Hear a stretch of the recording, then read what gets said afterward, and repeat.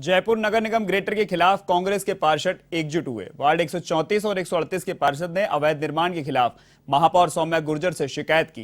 दरअसल टोंक रोड स्थित पीयूष पथ पर एक पीड़ित महिला ने कांग्रेस के पार्षदों से एक बिल्डर की शिकायत की। पीड़िता सुशीला राजवंशी ने बताया कि उनके ससुर ने करीब 65 साल पहले भवन का निर्माण किया था। ऐसे में अब मकान के पीछे एक बिल्डर द्वारा 10 मंजिला बिल्डिंग का निर्माण किया जा रहा है। ऐसे में पुराने मकान को तोड़कर नए निर्माण करने के कारण मकान में दरारें आ गई हैं, जिसके बाद महापौर सौम्या गुर्जर और सीईओ महेंद्र सोनी को शिकायत करने के बाद भी कोई सुनवाई नहीं हुई। तो वहीं जेडीए अंपायर कमेटी के सदस्य पार्षद करण शर्मा ने बताया कि बापू नगर स्थित सुखानी बिल्डर्स के द्वारा किए गए बहुमंजिला बिल्डिंग का अवैध निर्माण किया जा रहा है, जिसमें बीजेपी मेयर और अधिकारियों की मिलीभगत का आरोप भी लगाया है।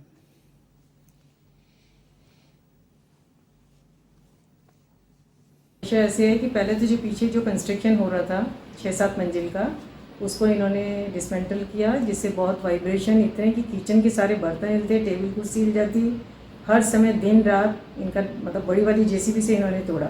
तो भी हमने सोचा कि चलो कोई बात नहीं, नया कुछ हो रहा है, इतने साल से बनता, हमने कभी उसमें कोई अड़चन नहीं डाली, कभी कोई कंप्लेंट नहीं की। लेकिन ये जो वाइब्रेशन हुआ, इससे भी हमारे घर में काफ़ी दरारें आईं। तो हमने सोचा चलो छोटी मोटी है, ठीक हो जाएगी।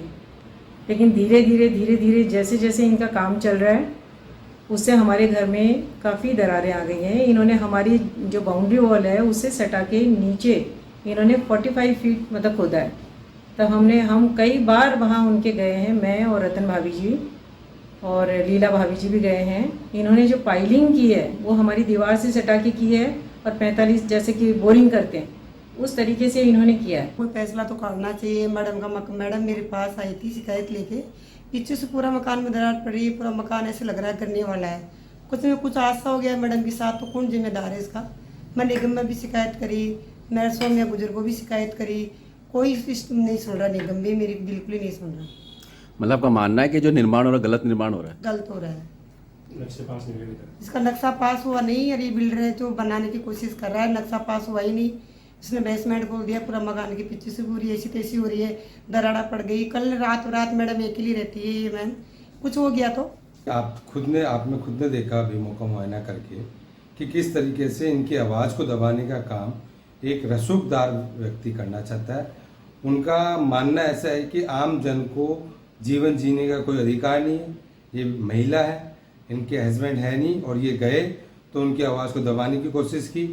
जब ये मेरे पास में आए, स्थानीय पार्षद के पास में आए, हमने लेटर हेड पे लिखकर मेयर साहब को शिकायत की, डीसी साहब को शिकायत की। डीसी साहब ने उसके आधार पर 17 जून को उनको नोटिस दिया।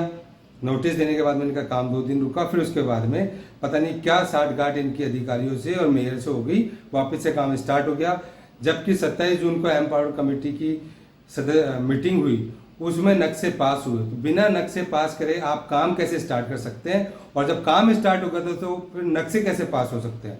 तो पूरा प्रकरण ही घोटाले से बंधा हुआ नजर आता है। तो हम इसमें मांग करते हैं कि इनके साथ में न्याय हो, और जो अधिकारी लिप्त है इसमें भ्रष्टाचार में, उनके खिलाफ भी कार्रवाई होनी।